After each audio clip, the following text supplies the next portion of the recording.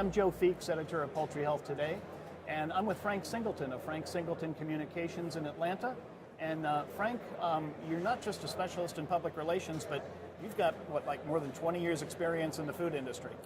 Right, I've worked with clients on their brand and risk and reputation management, issues management, of course a lot of media relations that goes with that, and certainly just helping clients tell their story to retail, business to business, consumer audiences. So primarily communications work, for the most part with a PR and media emphasis. Well, as you may have guessed, the industry I want to focus on today is poultry.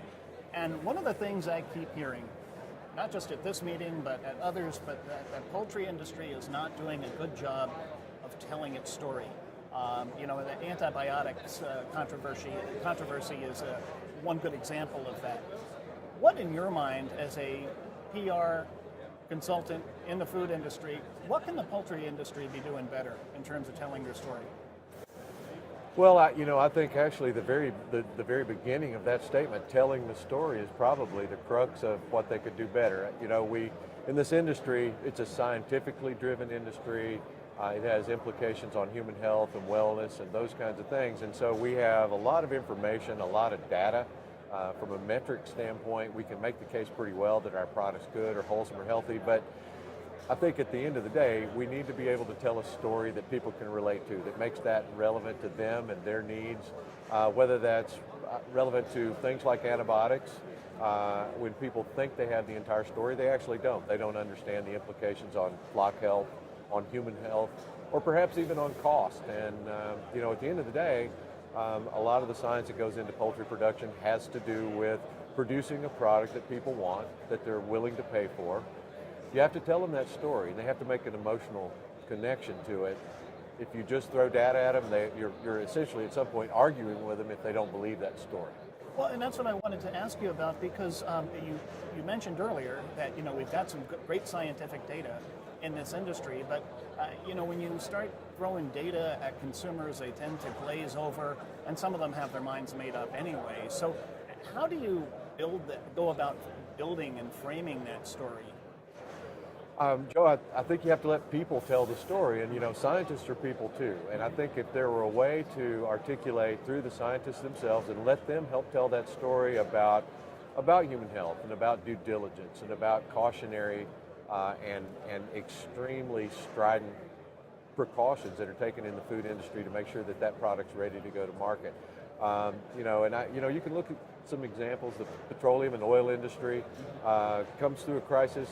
And generally how they do that when they have a crisis is to begin to tell their story of a cleanup or mitigation or whatever it is they're doing. They begin to let people tell that story, because at the end of the day, people want to hear it from other people. They want to hear a story of scientists gathering together to bring their best information forward, to use process. But at the end of the day, there has to be a human component to that to make that emotional connection to consumers. Otherwise, it's just information, and we all suffer from information overload now. Now, a lot of consumers these days are not getting their news from newspapers or TV. They're going to Facebook and other social media outlets. So how does the poultry industry begin to manage that and get its word out through social media? Well, one of the things to look at in terms of social media is influence. Who are the influencers in the space that you really want to reach, and what are the channels through which they're going to be reached? Are there influencers, whether those people are bloggers or scientists or specific websites where people get their information and feel that that information is credible? You find those vectors, find the path to that consumer, and you'll find a way to get that information across to tell that story. But to try to just blanket the digital stratosphere, if you will, with information, and to throw information and hope that people will be interested enough to take your word for it, it's not going to happen. But if you hit the right influencers and you let other people tell your story with some credibility as well, and you begin to build some relationships with those audiences by associating with the right influencers who have credibility, your story has relevance and it has resonance, and it begins to get traction, and people begin to see that you're actually trying to communicate instead of just give them information. You and I talked before about there used to be audiences, but there aren't audiences anymore. There are participants now, and so everybody's in on the conversation. And To a large degree, the industry has let the participants drive a lot of the commentary and even make some suppositions about what is good or bad about particular issues, whether that's antibiotic or free range or organic. So without engaging in that dialogue and telling a story that could be backed up with some information, they've missed an opportunity to influence a great group of people that could be part of their storytelling asset. And I've talked to a lot of veterinarians while I've been here in Atlanta, and they've expressed concern to me about this antibiotic-free movement that has been gripping the industry. Everybody's in favor of giving consumers what they want, and that's fine, but it creates an ethical dilemma for veterinarians because these are people that have taken an oath to provide a certain level of care, and now they're being told by consumers or the marketing department of a company that they can't use certain drugs anymore. Do you have any advice for, let's say, the veterinary industry for getting their story told about the need to keep medical decisions in the hands of a veterinarian? Yeah, I mean, again, it's part of that storytelling, and the connection is back to the point where it does meet human health or it meets ethical concerns in terms of treatment of animals, those kinds of things.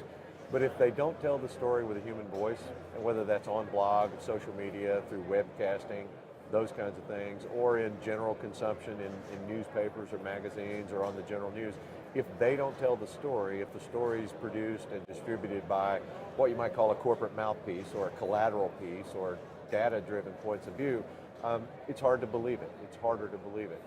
There's an entire supply chain that goes with this conversation, from farm to fork, if you will. Yeah. And every piece of that, there are a million vignettes that can be told that people would believe and agree with if there were a connection to a story that made it important to them or relevant to them.